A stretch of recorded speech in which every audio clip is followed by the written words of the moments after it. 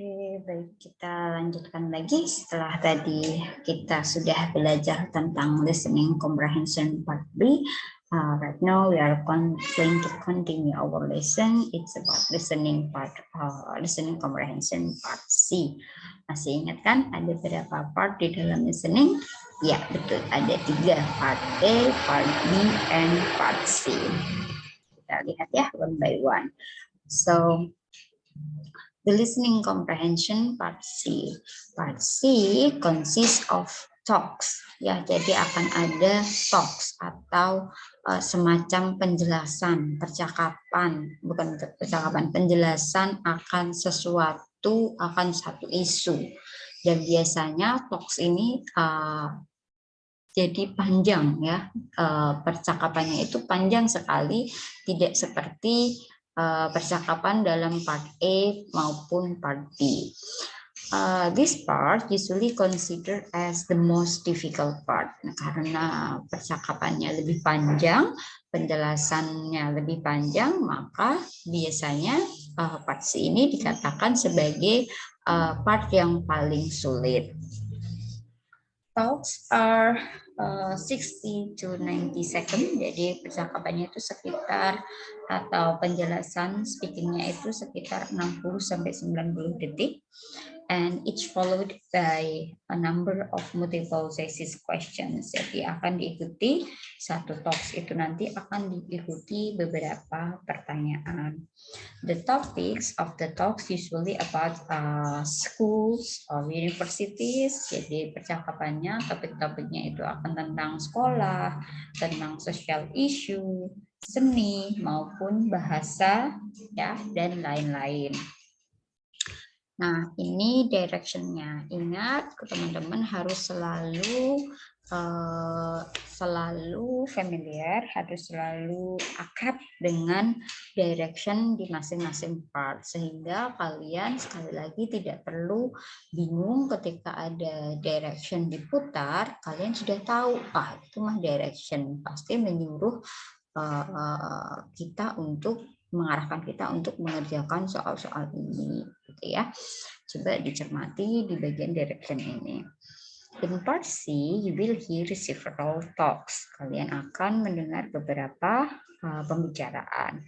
After each talk, setelah beberapa masing-masing pembicaraan, you will be asked some question. Kalian akan diminta untuk kalian akan ditanyai beberapa pertanyaan. The talks and the questions will be spoken just one time. Jadi kalian hanya bisa mendengarkannya satu kali, tidak boleh minta diulang-ulang. They will not be written in your textbook, tidak akan ditulis di dalam textbook kalian. Jadi kalian harus benar-benar mendengarkannya secara hati-hati in order to understand and remember what the speaker says. When you hear a question, ketika kalian mendengarkan satu pertanyaan, read the full possible answer in your textbook. Jadi kalau percakapannya itu sedang diputar, cobalah matanya itu melirik pada lembar jawabannya, ya, kira-kira dia akan tanya apa ya, atau sedang nanti topiknya tentang apa ya, gitu. And kemudian kalau sudah tahu nih jawabannya, kemudian pilih the best answer in your textbook, pilih jawaban terbaik yang paling tepat yang disediakan di dalam textbook kalian. Kemudian, then on your answer sheet, find the number of the problem and fill in the space that correspondent to the letter of the answer you have chosen. Jadi pilih, kemudian lingkari, seperti ketika kalian mengerjakan soal SMPTN, seperti itu ya, dibulet-buletin dengan pensil yang disediakan. Nah, kita lihat example part 1. Nah, segini banyak nih talks-nya, ini kan panjang ya. Nah, tapi kalian itu nanti tidak akan melihat teks ini. Jadi kalian hanya bisa, ini hanya diputar, diperdengarkan, dan kalian tidak bisa melihat teks ini. Jadi harus benar-benar fokus pada pembicaraannya. Kira-kira mereka ngomong apa gitu. Seperti di sini ya. Today, we are going to continue the previous class which discussed about the Hannibal. Oke, cermati.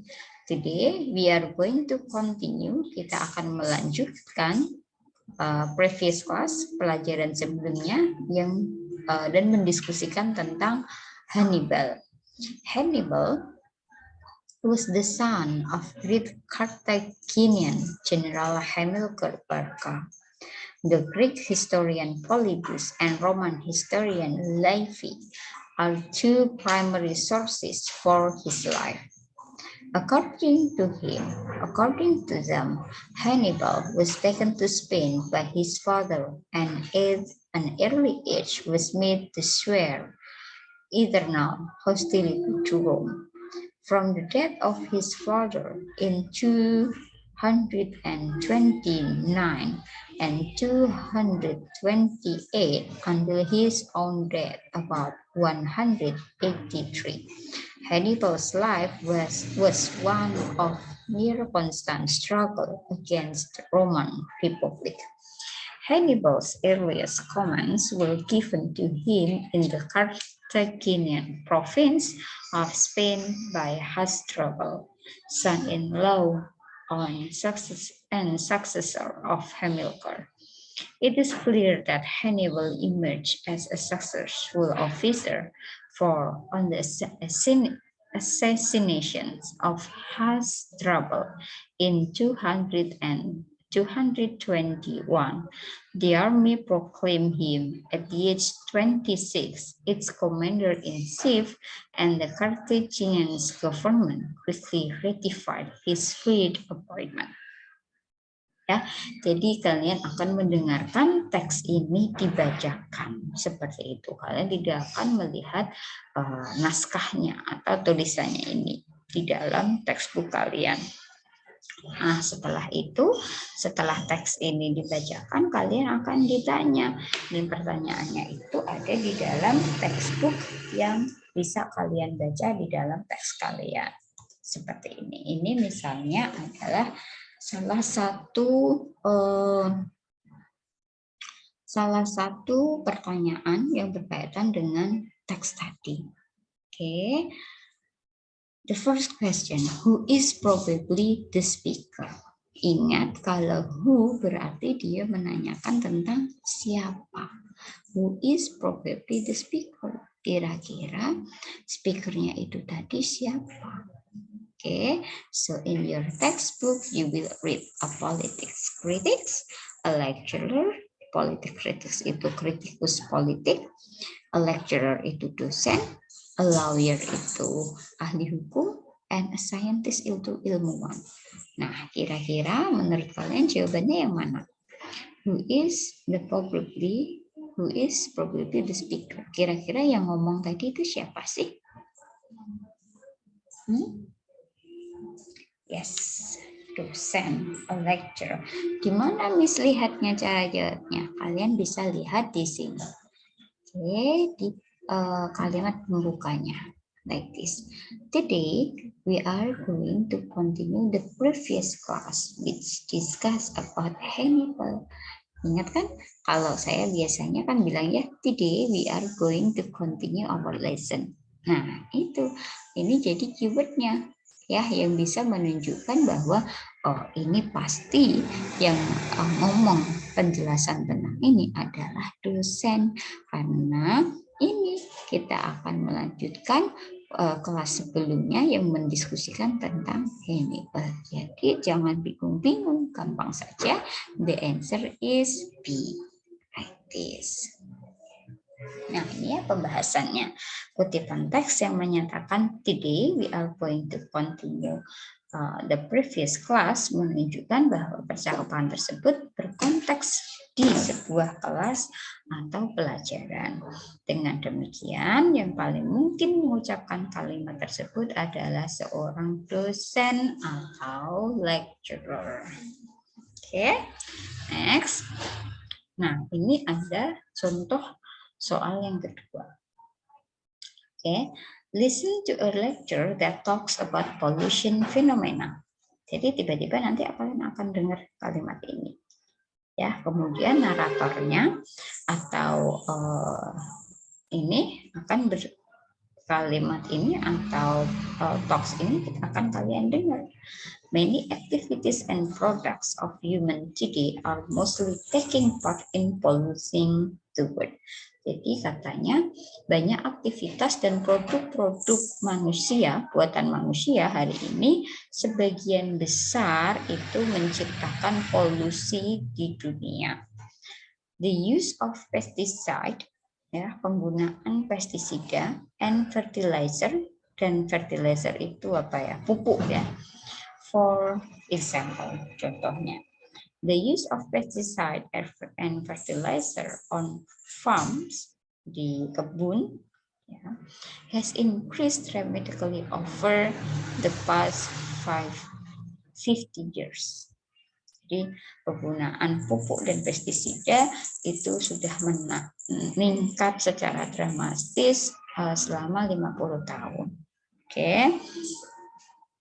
But there have been serious environmental consequences. Tapi ada permasalahan atau konsekuensi atau dampak serius terhadap lingkungan akibat dari pestisida dan pupuk itu tadi.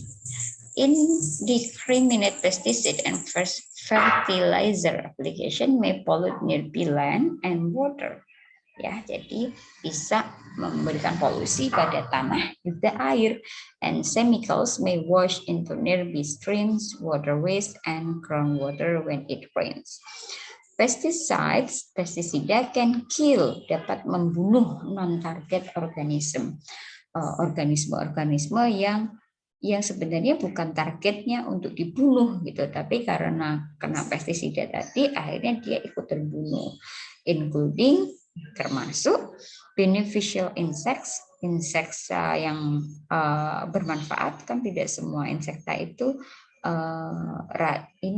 nggak bermanfaat ya, tapi beberapa dari mereka itu juga punya peran gitu dalam keberlangsungan kehidupan atau lingkungan tersebut. Soil bacteria tanah, dan juga fish atau ikan. Fertilizer are not directly toxic. Memang tidak, pupuk itu tidak secara langsung menjadikan atau bermuatan racun, tapi kehadiran mereka, their presence can alter the nutrient system in the freshwater and marine areas. Tapi itu juga bisa memberikan dampak ya dalam mencemari nutrisi yang ada di dalam air bersih seperti itu. Nah, kalian nanti akan bisa mendengarkan ini nih tentang ini ya, tetapi kalian tidak bisa membacanya. Jadi kadang kan bingung ya kalau itu ngomong apa, cepat sekali seperti itu. Jadi benar-benar you have to listen carefully, harus benar-benar mendengarkannya secara hati-hati. Oke, kita lihat di sini contoh soalnya. Ya. Contoh soalnya, kalian bisa saja mungkin akan melihat contoh soal yang seperti ini. What is the purpose of previous lecture? Apa sih tujuan dari perkuliahan tadi? Ini, penjelasan ini tujuannya apa? Setelah kalian mendengarkan ini, mendengarkan penjelasan tadi, kalian jadi apa? Gitu. Jadi bagaimana? Ya, tujuannya apa? Apakah to forbid people using fertilizer? Apakah untuk melarang orang-orang untuk menggunakan pupuk? Enggak kan? Tadi tidak ada ya kita katakan bahwa kita dilarang menggunakan pupuk, kan tidak. Kemudian to dramatize, untuk mendramatisasi fenomena polusi. Apakah didramatisasi? Tidak ya. How about this one? To explain, untuk menjelaskan impact dari penggunaan pupuk. Iya enggak kalau ini? Atau to discuss about, untuk mendiskusikan tentang fertilizer and pesticide. Jawabannya antara apa? C dan D. Kira-kira yang mana? Betul sekali. Jawabannya adalah yang C, yaitu untuk menjelaskan the impact atau dampak dari penggunaan fertilizer. Jadi, so you have to choose the C option. Kalian pilihlah opsi C karena itulah yang paling tepat, yaitu teks tadi atau percakapan tadi menjelaskan tentang dampak-dampak penggunaan pupuk dan juga satunya apa? Pestisida. Oke. Oke, dan ini dia, remember, you are not allowed to take notes or write on your textbook. Kalian tidak boleh mencoret-coret buku atau lembar yang dikasih ke kalian ketika nanti ujian. Kertasnya itu harus bersih, gitu ya. Oke, ini adalah untuk part C. Saya akan upload juga di YouTube dan saya akan memberikan pertanyaan seputar materi ini. Jangan lupa untuk memberikan komentar kalian di kolom chat dan menjawab pertanyaan yang saya berikan untuk bukti kehadiran kalian ya. Terima kasih banyak. Thank you so much and see you on the discussion. Bye bye.